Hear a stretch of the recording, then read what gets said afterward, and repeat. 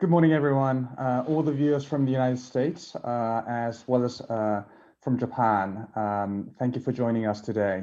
My name is James Kondo, co-chair of Asia Society Japan Center. We're delighted to bring you today a session on Biden administration and implications for U.S.-Japan relations. This is a special joint session of Japan Society and Asia Society, two organizations that share values of enhancing mutual understanding between Asia, Japan, and the United States. Both institutions have a deep legacy with John D. Rockefeller III, who really tried to enhance that bridge and understanding between the two regions. This session will be moderated by Joshua Walker, President of Japan Society. So let me pass the mic to Joshua to help drive the session. Thanks, Joshua. Thank you, James, and thank you all for joining us. Let me just add my echo of just how special this is to be able to co-host this for the first time with the Asia Policy Institute and to be able to talk to real experts who think about this. As James kindly introduced, we've got a full list of questions and possibilities about what the new Biden administration means for Japan. It's been quite a week in the United States to go from the election to the declaration of Biden's victory as president-elect over the weekend, and now to think about the implications over the next 70 days, and as Japan and the U.S. begin to do a very delicate dance in this moment of transition during a global pandemic. I can't think of better people to talk about it today. I'm going to introduce them very shortly, but first I would be remiss if I didn't thank all of our sponsors for the Business and Policy Program, our global leaders of Citi and Deloitte, along with Mizuho Financial Group and Toyota Motors, and obviously our co-sponsors and co-organizers at Asia Society Policy Institute. So without further ado, let me introduce our speakers for today. We have Wendy Cutler, who's the Vice President and Managing Director of the Asia Society Policy Institute there in Washington, D.C. Wendy was the former acting deputy U.S. trade representative and knows a thing or two about trade in Asia. Wendy, good to see you. Thank you for being here with us. Next, we have Yuichi Hosoya Sensei. He's a professor of international politics at Keio University and no stranger to any of you that have been watching the coverage about what the Biden administration might mean to Japan. Great to see you, Hosoya Sensei.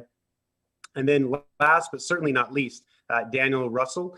He's the Vice President and the International Security Diplomacy of the Asia Policy Institute based here in New York for Asia Society. He's a former Assistant Secretary of State for East Asian Affairs and also very familiar with the transition in the White House, having served in the Obama administration as a Senior Director on Asia. So Danny, thank you so much for being with us as well today. Let me start in the alphabetical order we went. Wendy, how do you interpret these election results, and what are some of the main takeaways or surprises that you've been telling our friends in Asia and Japan about President-elect Biden and what this means for the region more broadly? Well, thank you. And it's really my pleasure to join the Japan Society for really our first joint event under your leadership, Joshua. So it's a thrill, and love to be here with my colleagues, Danny Russell and James Kondo, and my new colleague from Japan. So a lot's been going on in the United States over the past couple of weeks. And I think one of the key messages for Japan is the president-elect's emphasis on working with allies and partners. And there's no better ally than Japan. So I really see going forward a close relationship and strengthening the alliance between the US and Japan. But all that being said, I think the election, there were some surprises in the election results, which I think are going to present some challenges for the Biden administration. And these include, number one, I think the close margins between the two. The votes, I think there's a 5 million or 6 million gap between the votes between President Trump and President-elect Biden. And so that shows that the American public is pretty divided. President Trump has also, at least informally, indicated that he may run again in 4 years. So that's out there as well. The congressional races were a bit of a surprise to the Democrats. I think they thought that they would do a bit better. There'll be runoff elections in Georgia on January 5th. that will determine the outcome, not only of those races in Georgia, but which party will control the Senate. And finally, and we'll get to this later when we talk more about trade, the states of Wisconsin, Michigan, and Pennsylvania were really, key states in determining the outcome of this election, all three in the industrial heartland of the United States. So I think all of these factors are going to play into the governing of the Biden administration. So why don't I stop there and let others follow me with additional comments. Thank you, Wendy. That was a great start. Let me turn it to Hosoya Sensei in Japan. I've been surprised at the reaction in Japan because of how unsurprising it seemed to Japanese. What's your reading of the Japanese response to what's been taking place, both the fact that we still don't have a president that's conceded, but also kind of the business as usual approach that the President-elect Biden has taken? What's the response been in Japan about what this might mean for the most important security alliance that Japan has? Oh, certainly. Thank you very much, Joshua. And thank you very much for organizing this great event at the most timely time. Let me explain four feelings among Japanese people after knowing the result of the current presidential election.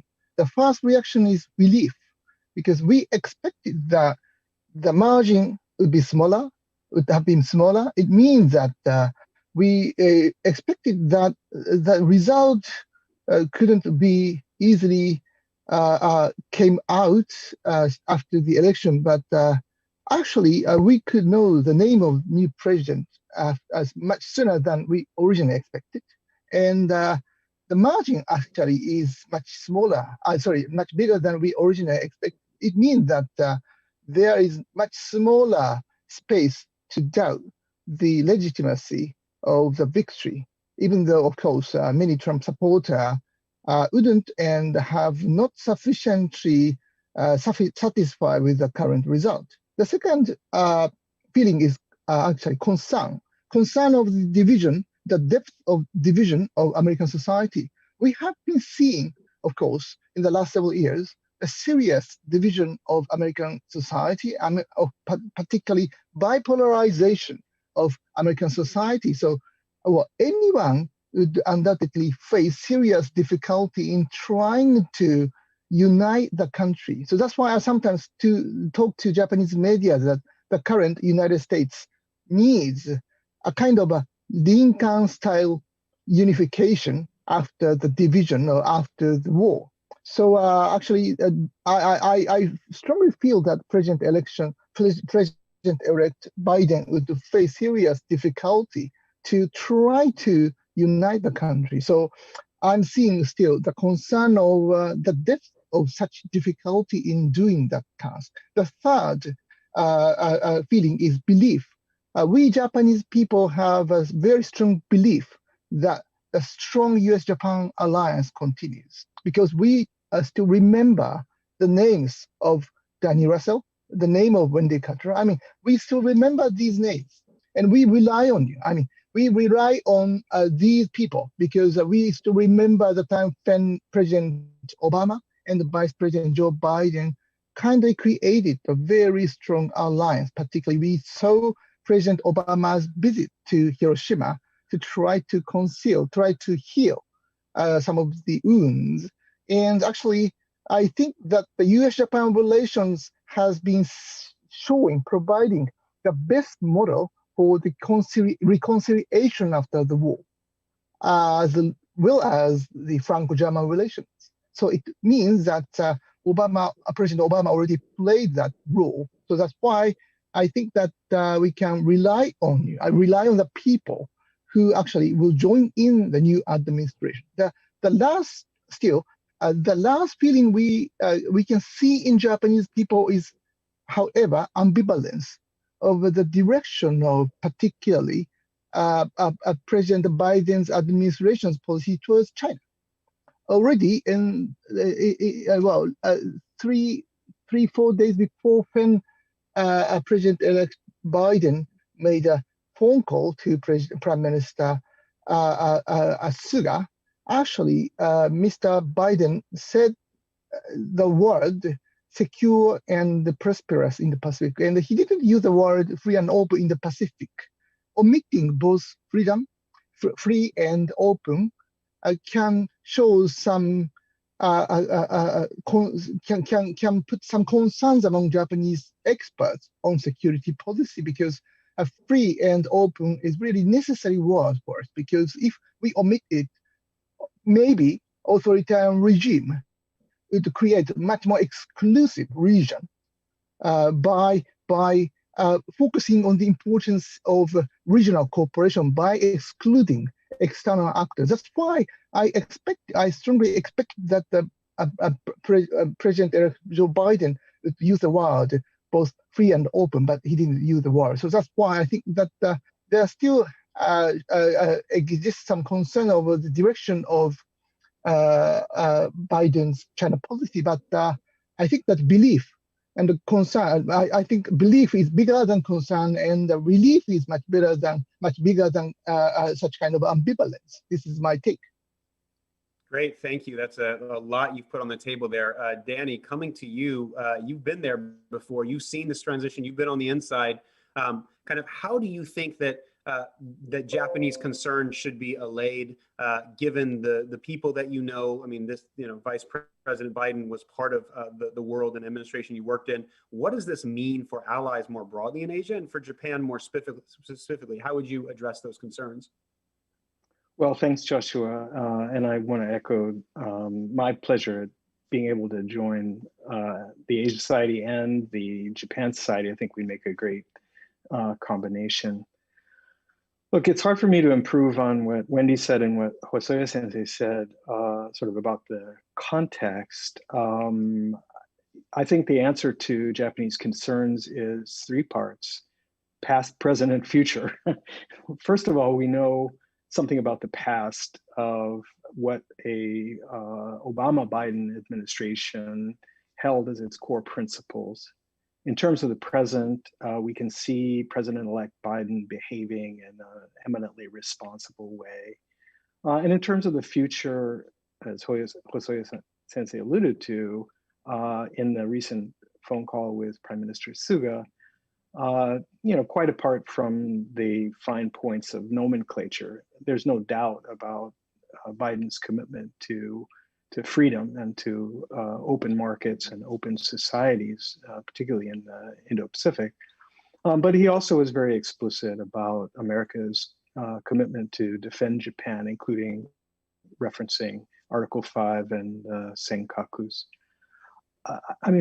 Just taking a step back, Josh, I would say, I think probably no nation has done more than Japan over the past 4 years to advocate for a rules-based system against the backdrop of the America First uncertainty. And I think Japan deserves immense credit for holding things together.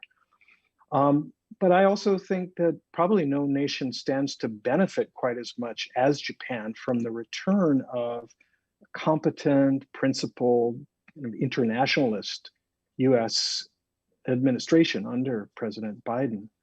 And I'd echo Hosoya Sensei's point about relief in Japan. I think there was a Pew poll in September that showed that Japanese public confidence in the U.S. president had dropped from 84% to something like 25% just over the course of Donald Trump's presidency.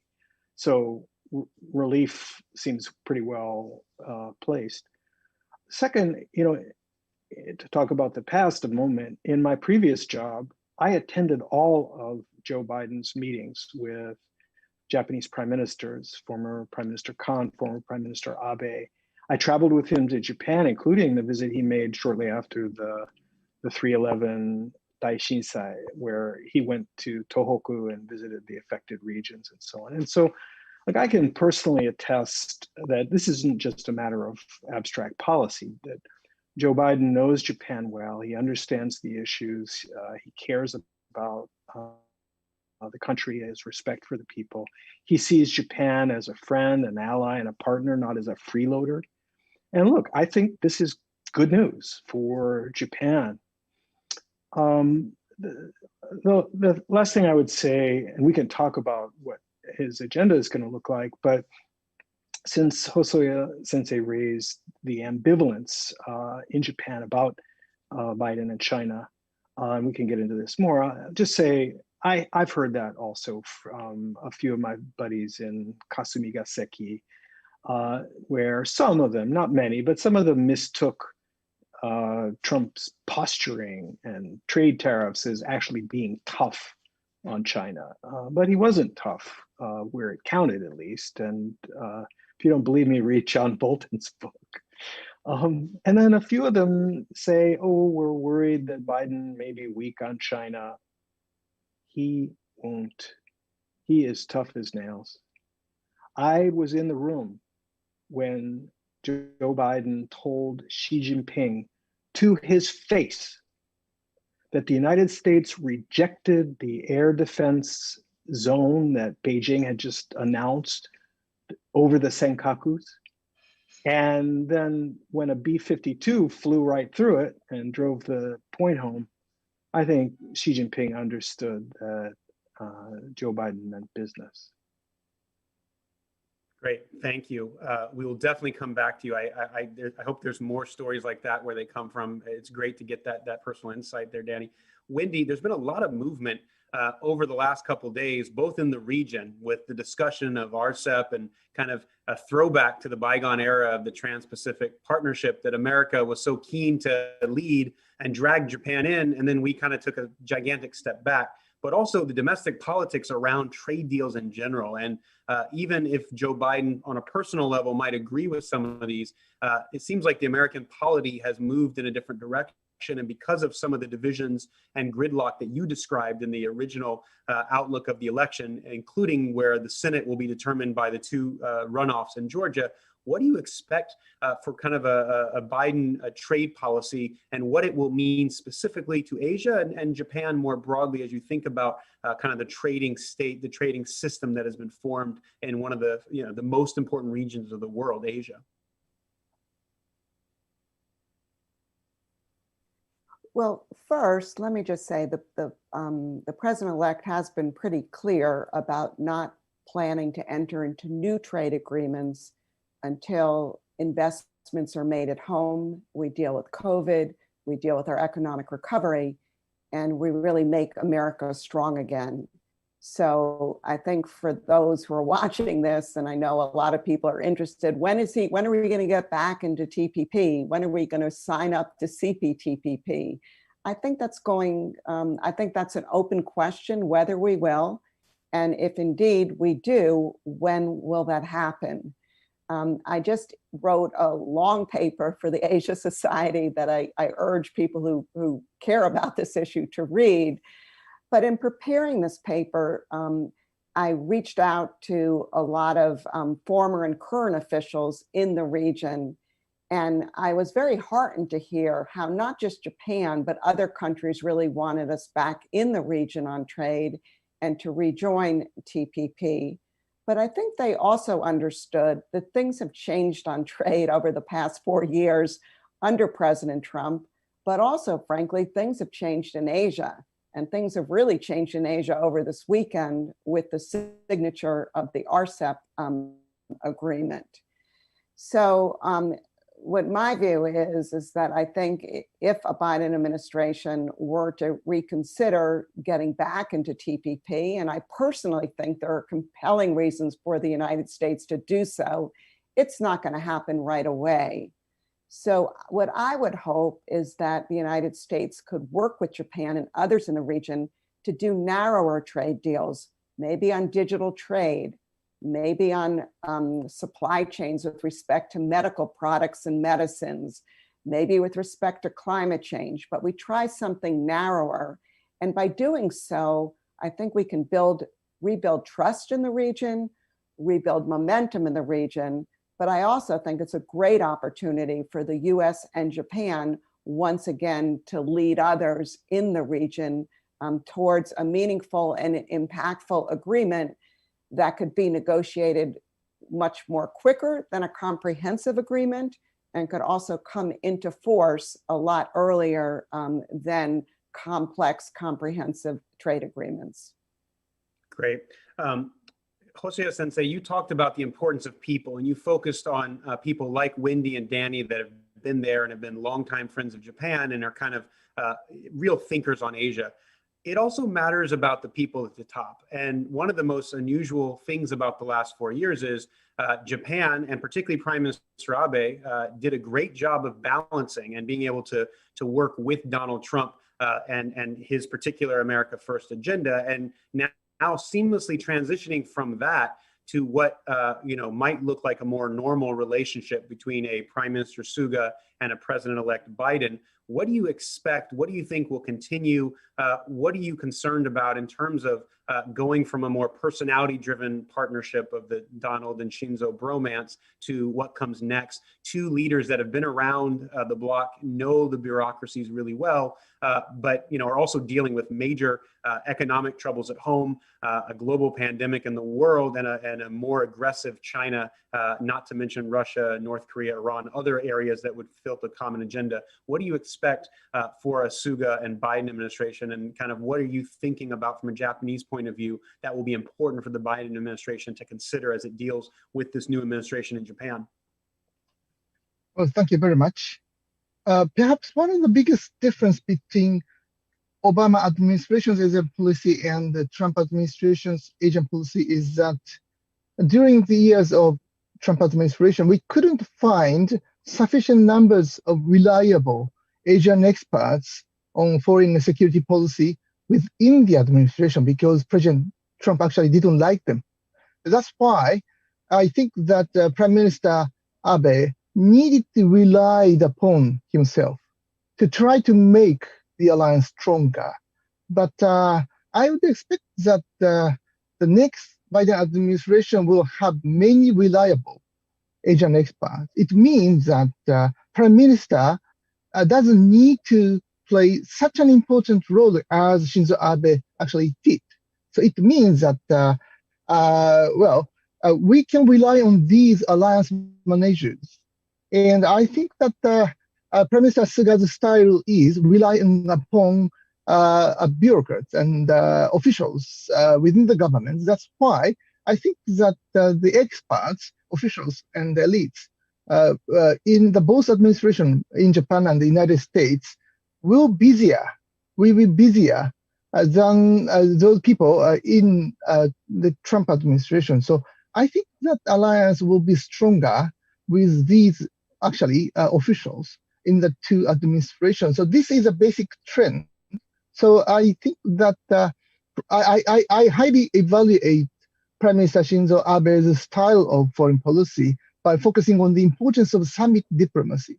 But even though the style will be different under Prime Minister Suga's administration, I have very strong belief that Prime Minister Suga, in a quite different style, can even make the alliance stronger. So this is my take. Great, thank you. Danny, you mentioned that the Biden administration has a big agenda to cover, and a lot of what we're hearing in the U.S. is very much on the domestic side, getting COVID under control, having a response to that. What does the agenda look like in terms of Asia, and particularly where you think Japan and the U.S.-Japan relationship can deepen itself under a President-elect Biden administration? Well, Wendy made the key point, I think, that in terms of Biden's foreign policy agenda, that domestic renewal, getting America's own act together, is going to be a top priority. As Hosoya Sensei pointed out, like Prime Minister Suga, Biden is somebody who knows how the government system works and who knows how to make the government system work for him. And so for him to make progress, I think he's going to have to show that the foreign policy agenda of his administration is firmly rooted in domestic priorities. I think it's going to entail rebuilding partnerships and alliances. It will entail leveraging multilateralism, collective action. It will entail upholding democratic values, good governance, human rights, rule of law. All of this is right up Japan's alley. So if I put it another way, I'd say I think we should expect Biden to be determined to put the U.S. in a stronger position to compete with China and to deter various threats, to consult with allies and partners, prioritize their views and their interests. And so I'm confident, for example, that we can expect a renewal of active U.S. diplomacy in the region, things as simple as filling ambassadorships, engaging with ASEAN, participating in the East Asia Summit, APEC, Quad, et cetera.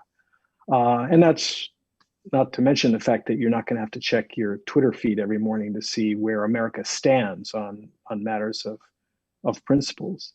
So this is, to me, all good news for Japan. This is all supportive of what the common agenda has been. So specifically in terms of Asia and cooperating with Japan, I think it's going to be economic growth and job creation. It's going to be technological innovation and entrepreneurship. It's going to be clean energy and combating climate change. It's going to be public health, just simply dealing with COVID. It's going to be good governance and strengthening civil society and institutions, human rights, defense of democracy, religious freedom. But it's also going to be education and research and development. And I just make a plug here. I hope that in the coming years, we're going to start seeing an end to the decline in Japanese students in U.S. universities and a reversal of that trend. And lastly, and I alluded to this before, I think it's going to mean a different, more effective approach to China. And in all of these respects, I think that number one, there is a great commonality of interests between Tokyo and Washington. But secondly, the question isn't only, Josh, what is Biden going to do? I think it's very important for policymakers in Japan to think creatively about what Japan can do in tandem with this Biden agenda. Thank you for that. Josh, if I can just add just two things. I think Danny made a great point about foreign policy really rooted in domestic policy. And I would add to that, I really think it's going to be a foreign policy that works for the American middle class. And I had the honor of the past few years to work on a task force, a bipartisan task force, looking at this issue. How can we make foreign policy work for the American middle class? Because in many ways, Trump's victory in 2016 suggested that maybe America was losing its way, and not only with respect to trade, but with respect to defense expenditures, with respect to the wars we're in, et cetera. So I wanted just to put that on the table, and I think that's going to be extremely important. I also wanted to just mention, and since we're talking about officials, as Soya-san said, this is going to be great because officials are going to get a lot more involved. I think you're going to see the return of a real policy process in the United States. And I don't want to sound like a bureaucrat, but policies over the past 4 years, as Danny alluded to, have often just been made by a tweet. And then the officials are scurrying around in the United States for the next days and weeks trying to figure out how to implement what was said in a tweet. And frankly, a lot of views, not only of stakeholders, domestic, but also our international partners were not adequately, their views weren't taken into consideration and challenges weren't anticipated. So I think the return of a much more normal policy process where all of this is vetted before a policy is announced is going to be an enormous help, not only to the United States, but to the region and also to our bilateral relationship. Great, thank you for that. And I want to just remind everyone that I'm going to be turning this over to you all. I've got questions that you've already sent in. You're already putting things out there. If you have good questions and you want them answered, please put them there. I'll kind of select those in our last time together in 15 minutes. But let me just pick up exactly where Wendy left off and go to Hosoya Sensei.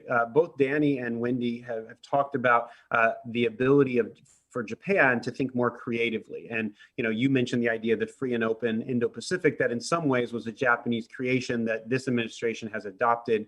There's a hope that that will continue. There's questions about Europe as kind of the Biden administration tries to repair some of the damage done and to rejoin things like the Paris Climate Accord or the JCPOA, the Iran deal. Where, from a creative point of view, if you're advising Prime Minister Suga and looking at the global landscape, where are there commonalities and areas of interest that you think the U.S. and Japan could be much more forward-leaning in the next administration from a Japanese point of view there in Tokyo?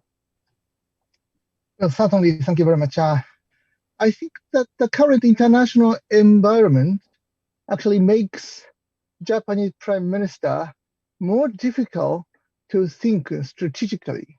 Of course, firstly, the coronavirus.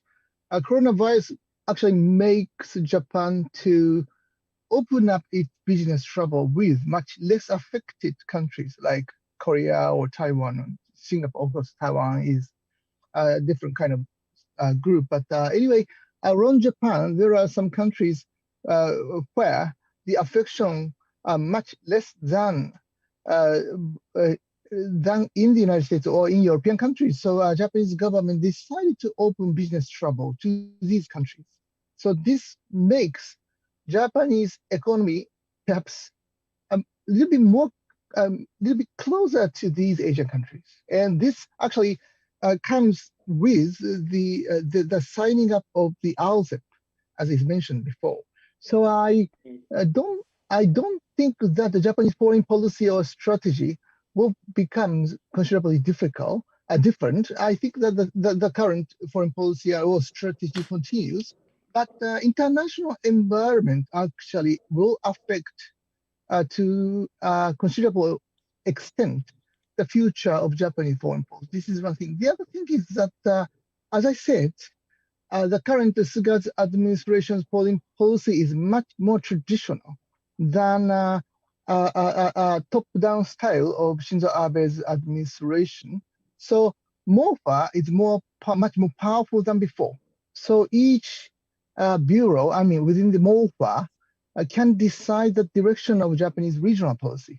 So it will be more difficult for Prime Minister's office to coordinate different things. So I think that seen from different points, Japanese foreign policy is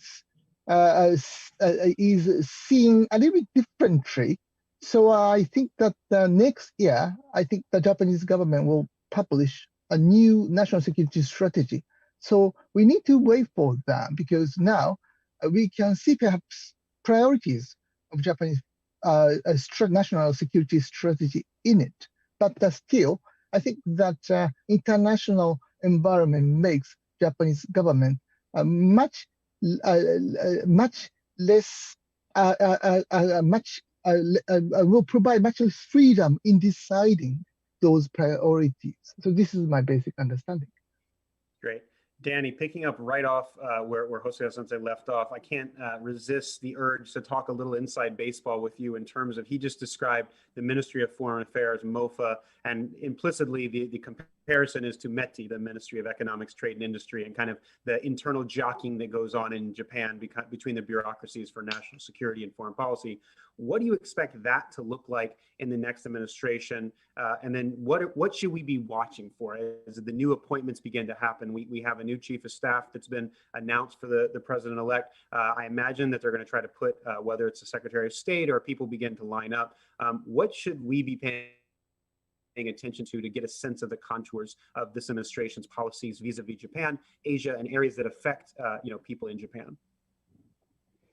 Well, Josh, I think the greatest risk is that people take their eye off the big picture and the ball, so to speak, and get too caught up in the speculative hunt for answers, call it gossip. Remember that over the question of who Biden would choose to be his vice president, an awful lot of blood, sweat, and tears and media bandwidth was expended in speculation. So the personnel game, I think, isn't where the answers really lie in terms of understanding what lies ahead from a Biden administration and its various agencies. Partly because Biden has an embarrassment of riches when it comes to people. He's got an extraordinarily deep bench. And the fragmentation and the sort of lack of consistency among the various U.S. government agencies over the last 4 years is a function in part of the fact that the president himself, as Hosoya-san implicitly alluded to, didn't want to hear it. He wasn't interested in what the experts said. He felt he knew better. And I know from my many former counterparts in Asia that they were terribly frustrated because you could deal with the State Department or the Defense Department or even the National Security Council all day, and then that night get a Trump tweet that took everybody, including the U.S. officials, by surprise. So those days are over. I think coherent strategy, coherent policy implementation, deep bench is going to be the shape of things to come. And it was certainly the case in the Obama-Biden administration that there was clear strategy and very tight coordination interaction within the US government. I think there are also likely to be strong ties between some of the people that Biden appoints in critical positions and various Japanese counterparts. But even if they're not, there is so much overlap in our interests. And on top of that, I might part company slightly with Professor Hosoya, simply because I've witnessed the creation of the national security staff in the Japanese system. And I think that over time, that has made a tremendous contribution to policy coordination in Japan, and provided some continuity and stability to decision-making in the bilateral relationship. Thank you. Wendy, coming to you for the last round before I turn, I've got a bunch of questions here for you guys, so let me make it quick. You talked about this importance of focusing on domestic policy and foreign policy that works for the domestic. You know, trade and economy, the areas you spent your entire career working on, are obviously the easiest ways to get there. Are we looking at kind of America that no longer wants to be part of the global system, and globalization itself was on the ballot, and now it's going to be Biden's job to sell it to the American people?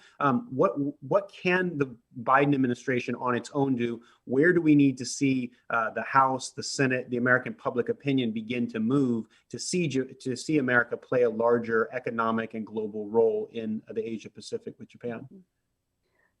And that's a great question. And just referring to this commission I served on with respect to the foreign policy for the middle class, we went ahead and a lot of work was done in 3 key states: Ohio, Nebraska, and Colorado. And the interesting thing was, based on surveys with a lot of folks in these different states, was that they all wanted the United States engaged in the world. They weren't advocating retreating from the world, but what they did want to see was kind of, you know, a level playing field. They wanted to see fairness. They wanted to see, you know, education, healthcare. And so a lot of domestic priorities, but not at the expense of retreating from the global stage or the global economy. So that would be number one. You know, in terms of trade, and as a former trade negotiator, a lot of times I just felt that the expectations of what we could achieve in a trade agreement were so high and so out of line with what trade agreements are designed to do. Trade agreements can help create opportunities in trade and investment. They can help contribute to overall economic growth, and they can you know, help attract foreign direct investment, but they're not designed to like redistribute wealth or to, you know, deal with inequalities in wealth in countries. And so therefore, as a trade negotiator, I firmly applaud trying to take care of some of these issues through domestic measures which I think will then allow us to, and not only allow us, but to have the necessary domestic support to negotiate the trade agreements that a lot of countries are still seeking from us. But to try and go back to where we were over the past 70 years, that's not going to happen. The world has changed, Asia's changed, the United States has changed, and we need to learn from these changes and make those necessary adjustments. Great. Hosoya Sensei, it seems that the election has given Japanese a sense of pause in some ways, because what the election did was really show just how deep our divisions are internally, and that America has a lot of internal healing and uniting to do. Joe Biden has his work cut out for him. And in polite company, no one would ever suggest that U.S.-Japan relations need to be strengthened. But when you look across the water at China and its aggressive behavior, certainly a lot of Japanese are becoming more concerned about whether they can trust America. And maybe Donald Trump was not an aberration, but actually in some ways, Obama was an aberration, meaning that the American domestic political group is less interested in Japan's foreign policy. How do you address that, and how do you think about kind of international relations from a Japanese point of view, no matter who the president is? I guess the question is, does the election in any way give you indications about Japan's role in the world moving forward beyond this or that administration? Well, thank you very much. First of all, I think it would be natural for the new American administration to put a huge energy upon domestic policy, particularly at the time of the coronavirus, spread of the coronavirus infection. So that's why I think that it is really necessary for the US government and new president to focus on the importance of reconstruction after the coronavirus infection, and also to try to make American economy stronger. This would undoubtedly benefit the alliance, as Wendy already mentioned. So I really expect that. But at the same time, we are seeing how the new administration or how the new government will change its policy towards Asia, or will not change the policy towards Asia. And that, in that sense, as Danny already mentioned, Joe Biden's mentioning of on the Article 5 of the U.S.-Japan Security Treaty was extremely effective, I would say, because that is a kind of that is generally seen as a sign, one important or the most important sign of the degree of American commitment to security around Japan. So we didn't expect at that time that President-elect Joe Biden mentioned about the Article 5 of the U.S.-Japan Security Treaty upon the Senkaku Islands. So it was a very good sign. So there are several important conditions or signs which I think the new administration has to be careful about.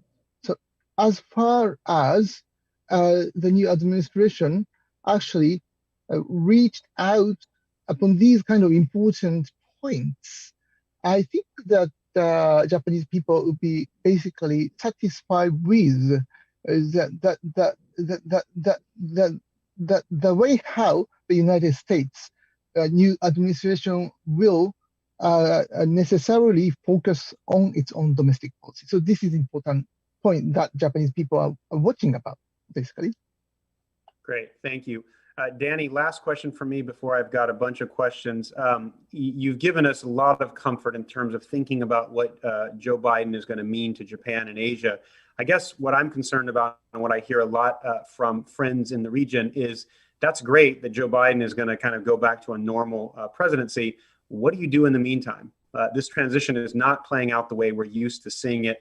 If you have kind of an administration that's blocking smooth and orderly transition on a foreign policy point of view, from a national security point of view, getting all those people that need to be in place that you described that really make, people make policy in some ways, personnel.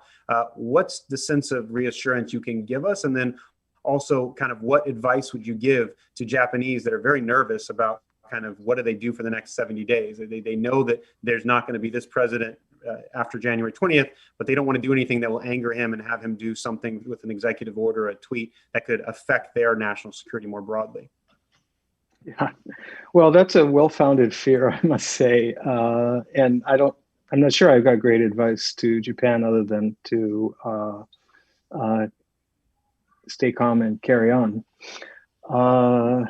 But look, the transition is, in the best of circumstance, a weird, awkward 11-week kind of netherworld.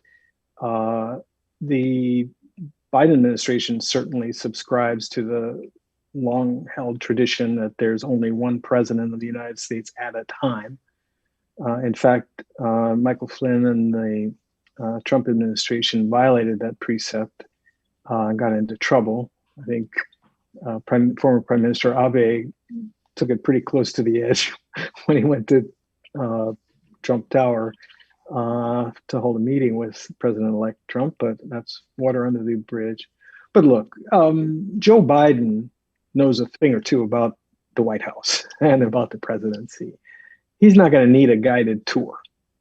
And mercifully, he's attracted a big group of immensely talented people. And he's somebody who actually listens to them. So he has a lot going on by way of preparation for January 20th when he's inaugurated.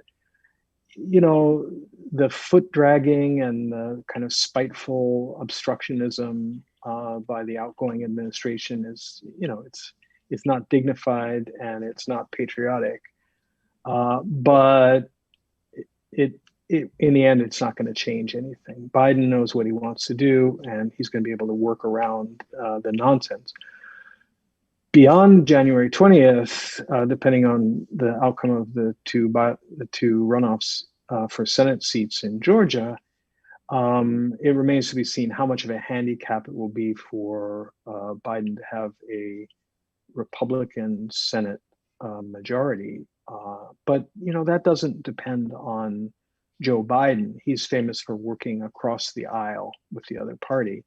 It depends on Mitch McConnell, and he's not so famous for that. All right, let's get into the questions that you all have asked. Wendy, there's a lot of questions here about the Quad and kind of, is this about security mostly? How does the Quad impact a Biden administration's thinking about this? I think there was actually a few questions that reference what Hosoya Sensei also made, which was, should we be reading too much into the kind of the not using free and open and using prosperous and secure, kind of in that context? Do you have any thoughts about the Quad? And then let me just throw one more in there while you're thinking big picture. The other kind of groupings that I got questions on here is, can you think about what maybe the U.S. Japan bilateral should be doing more broadly with other major economies, including Europe, EU, but also even Korea, which is a particularly tricky one. So just a few very easy regional questions to throw your way for your thoughts on, Wendy. Okay, so with respect to the Quad, I would, from my perspective, it really never had a strong economic component under the Trump administration. That the United States announced, the Quad and the free and open Indo-Pacific, but the details weren't announced at the same time. And particularly when it came to economic issues and trade issues, it was really hard to put meat on the bones, particularly, frankly, given India's participation. So that's not to say that there's things that can't be done among the Quad.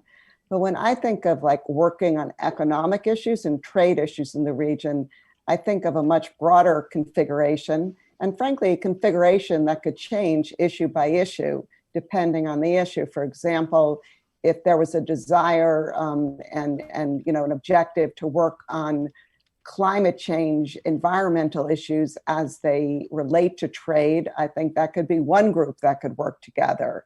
The United States could pull in partners not only from the Asia-Pacific region, but frankly from Europe and elsewhere as well. The World Trade Organization also, I think, is going to be a major venue for trying to work through some of these issues, particularly some of the issues with respect to China's state-led economy, because the issues like dealing with industrial subsidies or state-owned enterprises, it's really hard to deal with those issues bilaterally. We've already done some good work with Japan and Europe under the current administration, and my understanding, a lot of this work was really pushed by Japan, and the U.S. over time became more interested, but never really seized on this work at very senior levels. And so I would hope that we would see not only when it comes to some of these China state-led issues like industrial subsidies and state-owned enterprises, that the U.S., Japan, and the EU could expand that circle and include Australia, Korea, Canada, Mexico, others, and go into the WTO as a united group of countries and really kind of press China to kind of roll up its sleeves and start negotiating on these issues. Because I think the future of the World Trade Organization is really going to be dependent on its ability to negotiate and to produce outcomes in areas of trade which frankly are like falling by the wayside in the WTO. So, those are some thoughts, but I'm very heartened to hear that, particularly when it comes to foreign policy, whether it be trade or other issues, that President-elect Biden has put such an emphasis on working with allies, working with partners, and working through international organizations. Great, thank you. Hosoya Sensei, one of the questions we got early on was about the idea of President Trump and Prime Minister Abe being golf buddies. And a question, does Suga play golf? My understanding is he's not much of a golfer. He's more of a karate master. So what are Biden and Suga going to bond over is one of the questions. And the second question, which is a bigger question, is about the fact that a lot of Japanese companies do business in China. And the question is, does Japan need to think about kind of divesting and pulling its companies out, even though China is such a large market? Obviously, Suga's very first visit as prime minister went to Vietnam and then Indonesia. So really signaled in some way Japan's, it's not a pivot to Asia, but it's more of a pivot to Southeast Asia to figure out the other states of Asia. So maybe those two quick questions would be great for you to answer. Oh, thank you very much. Maybe I think that when we think about the future of Suga-Biden personal relationship, we have to be familiar with much more boring kind of pictures or videos. There will be much more business as usual style diplomacy, and there will be much less amusement in seeing that personal relationship. But I think that we can rely on them. We can rely on their close relationship because they actually knew each other during the Obama administration. So they, I think, knew and know that they are trustworthy people. So that's why I think that they can construct very, very good personal relationship. And I think that the national advisors, national security advisors, and some of the staff's brains can help the two leaders to be closer. So I think that I have no doubt, we don't have to have any serious doubt about their personal relations.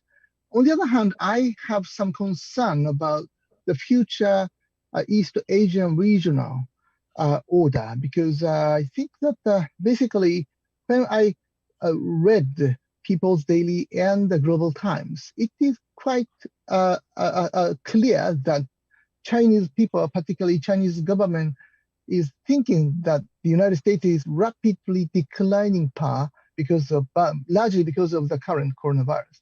And they think that the Chinese government really think that they can construct their own regional order by removing American military security commitment to the region. So any sign of weakness of the United States under the next administration will further encourage Asian countries to be closer, partly unwillingly, to China. So I think that the United States undoubtedly has to show its strength in committing to the region and should show its strength, because I have no doubt in the strength of the United States. The United States is the most powerful country in the world, and I think that United States continue to be the most powerful country in the world. So I think that the United States, American people need to actually show their belief in their own country. By doing that, I think that Asian country can maintain their reliance, their preference being closer to the United States in the region. So this is, I think, important point to the new people within the U.S. administration, the new next administration. Thank you. Danny, we've got just 5 minutes left, but we got a lot of questions, as you probably can imagine, about kind of navigating the rising China and the tensions. We actually have done an admirably good job, thanks to all of you, of getting into the issues and not getting stuck on this particular question. But it's the big question for the next administration. It seems like there is a bipartisan consensus that China is a rival, and given that the outgoing administration has declared this, kind of China's fault, the plague is China's fault. Biden administration, you've said they're going to be hard on China, and there's already trade disagreements. There's tensions in the South China Sea. There's Taiwan. There's Hong Kong. There's a lot of issues here that in normal times would be hard enough to navigate, but in these exceptional, unprecedented times, seems that we're on a collision course. How does the U.S.-China relationship and the navigation of that, how is that going to affect Japan?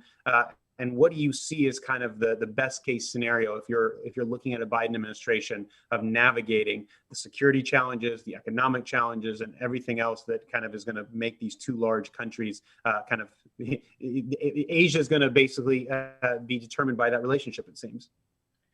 Okay, Josh, so now we're down to 4 minutes and 30 seconds. Piece of cake. No, look, Joe Biden, I know, is a realist. A principled realist, but a realist, and he's got a deep familiarity with Marxist-Leninist systems, authoritarian governments, and how they operate. And that means he knows that China is a system that respects power and that has contempt for weakness. So, as Hosoya Sensei pointed out, the United States needs to deal with China from a position of strength. I don't mean name calling and muscle flexing. That's not real strength. So, for example, Joe Biden thinks that a strong U.S. economy and the right kind of domestic investment is critical to being able to outcompete China. That's an example of where he's going to concentrate. He also believes that working with close allies, like-minded partners, fellow democracies like Japan, and with them leveraging regional and multilateral institutions, that these are force multipliers. Those are, places that he's going to put some effort in where Japan is an essential partner.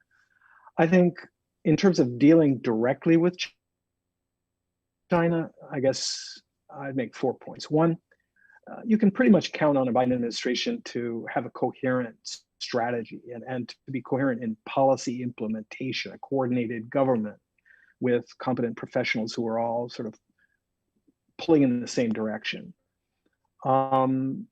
Second, as I mentioned, working with Japan, working with allies, President Biden is not going to be threatening to withdraw U.S. troops. President Biden is not going to be denouncing Japan as a free rider. He's not going to stand next to Prime Minister Suga in a press conference after North Korea fires ballistic missiles into the Sea of Japan and say, "Oh, doesn't matter, that's nothing. My good friend Kim Jong-un, he didn't point it at me." So it's definitely going to be a different and authentic alliance. And I very much agree with Hosoya Sensei's point about Suga and Biden. I think they're both all about getting things done. They're about efficiency, reliability, experience, and not heart-pounding drama. But and third, I think they're united by a commitment to democratic values, and that and our common interests will be the organizing principle for how each of us deals with Beijing. It's not a China bashing crusade. It's not regime change, but it's also not telling Xi Jinping that he's doing the right thing by putting Muslim Uyghurs in camps in Xinjiang. But Josh, what I think is the most important point is that a Biden administration, like the Japanese government, will deal with China in different ways and different issues. It's not a one size fits all. There will be areas where Biden will want to outcompete China. There will be areas where, in response to aggressive behavior, he'll want to deter China. There'll be areas where the U.S. and Beijing have opposing views, but he's going to want to manage those disagreements in a way that prevents them from escalating into a crisis. And then in those cases where, and Wendy mentioned a few of them, where there may be a real overlap of interests between Beijing and Washington, particularly on transnational problems, then in consultation with Japan, in tandem with allies and partners, he'll want to explore forms of practical cooperation. So it's not an either-or proposition. I want to thank all of you for this really in-depth conversation. I hope that we can do this again. There's a lot more to unpack, particularly when we actually have a Biden administration after January 20th. But most importantly, you've ended right on time, which means that my job was easy with you all. I want to thank, again, our friends from Asia Society, Wendy Cutler, Vice President, Managing Director there in DC. I want to thank Yuichi Hosoya there in Tokyo with the beautiful Mita campus in the background at Keio University. And of course, Danny Russell up here in New York of Asia Society, again, as Vice President. Thank you all for joining us. Thank you again to my friend James Kondo for joining us as well. And thank you for Asia Society for the work you're doing, the importance here. I really think it's great and symbolically important that the Japan Society and Asia Society could do this event together. There's going to be a lot more discussions, as you all have laid out. There's more than enough discussion points to have moving forward with the Biden administration, what happens in Asia and the region. So thank you, the viewers, for joining us tonight. Good night to those of you on the East Coast. Ohayou gozaimasu to those of you in Japan, and wherever you are in between. I hope you stay safe and well. Thank you and good evening. Thank you, Josh. Thank you.